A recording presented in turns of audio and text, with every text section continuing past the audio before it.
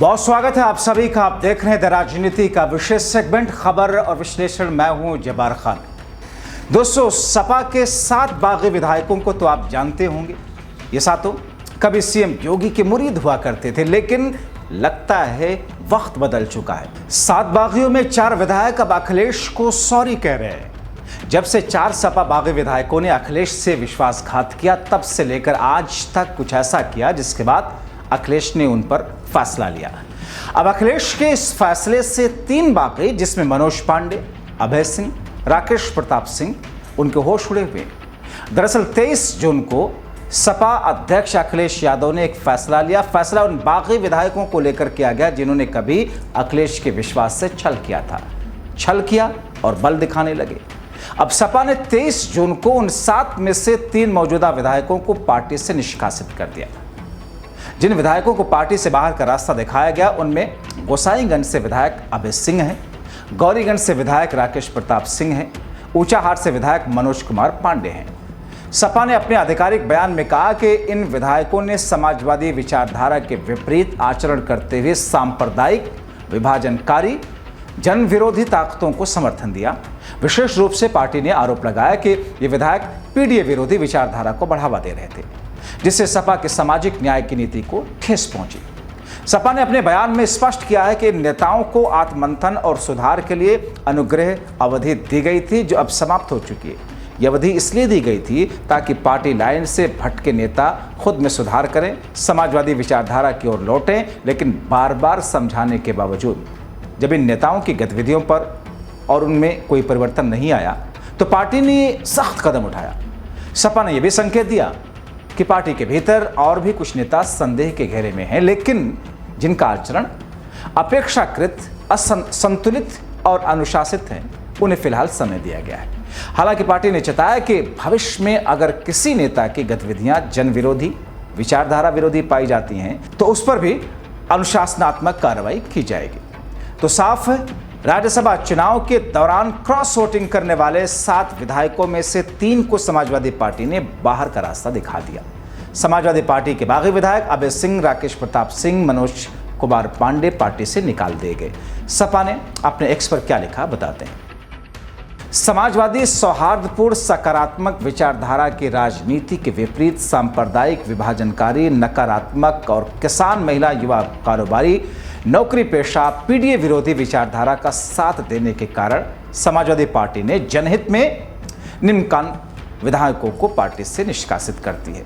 विधायक गोसाईगंज अभय सिंह, विधायक गौरीगंज श्री राकेश प्रताप सिंह, विधायक ऊंचाहार श्री मनोज कुमार पांडे।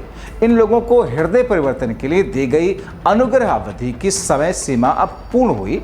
शेष की समय सीमा अच्छे व्यवहार के कारण शेष है। भविष्य में भी जन विरोधी लोगों के लिए पार्टी में कोई स्थान नहीं होगा और पार्टी के मूल विचार की विरोधी गतिविधियां सदैव अक्षम मानी जाएंगी। जहां रहें, विश्वसनीय रहें। दरअसल क्रॉस वोटिंग करने वाले सभी विधायकों पर कार्रवाई नहीं हुई है। बाकी 4 विधायकों को अच्छा व्यवहार करने वाला बताकर सपा ने छोड़ दिया।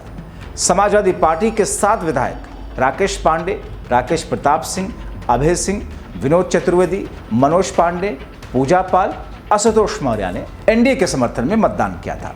सपा ने बताया कि विधायक राकेश पांडे, विनोद चतुर्वेदी, पूजा पाल, आशुतोष मौर्य का मन बदल रहा है और वो पीडीए के प्रति आस्था दिखा रहे हैं। सपा प्रवक्ता फखरुल हसन चांद ने कहा कि पार्टी से निष्कासित तीनों विधायक लगातार पीडीए के खिलाफ बोल रहे थे, जबकि 4 अन्य का हृदय परिवर्तन देखने को मिला।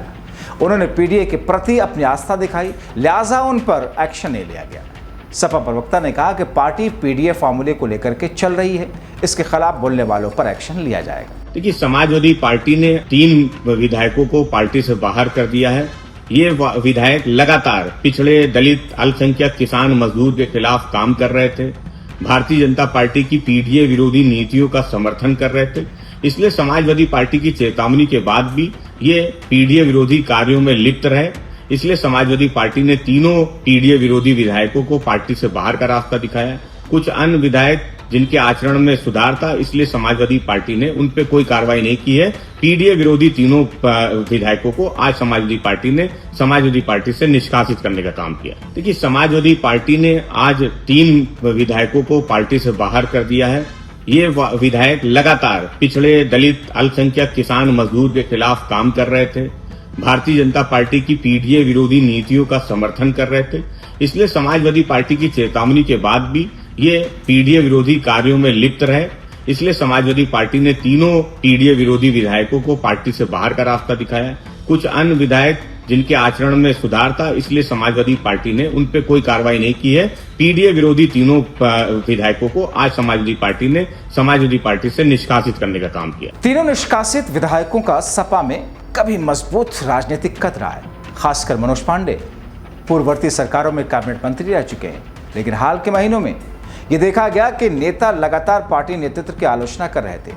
कई मौकों पर सत्तारूढ़ भारतीय जनता पार्टी की नीतियों के प्रति नरम रुख दिखा रहे थे और संगठनात्मक बैठकों से दूरी बना रखी थी।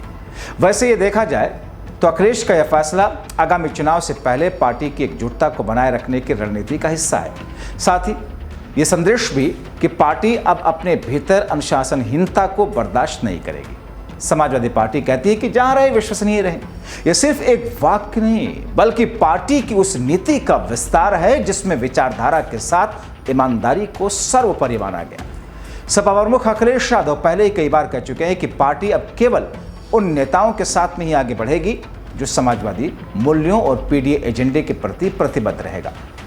यूपी में दोस्तों 2024 की शुरुआत में हुए राज्यसभा चुनाव में समाजवादी पार्टी मुखिया अखिलेश यादव ने जब पूर्व मुख्य सचिव आलोक रंजन को उम्मीदवार बनाया तो असंतोष के सुर सहयोगियों को लेकर के पार्टी के भीतर सुनाई दिए। बावजूद इसके आलोक रंजन चुनाव हार गए। वजह बना सपा के ही 7 विधायकों का पाला बदलना। जिस उम्मीदवार के लिए अखिलेश अपनों के निशाने पर आए, उसकी हार के गुनहगारों पर कार्रवाई में 15 महीने लग गए। एक्शन में भी नेतृत्व के संरक्षण रखते हैं। 4 को अभयदान दिया।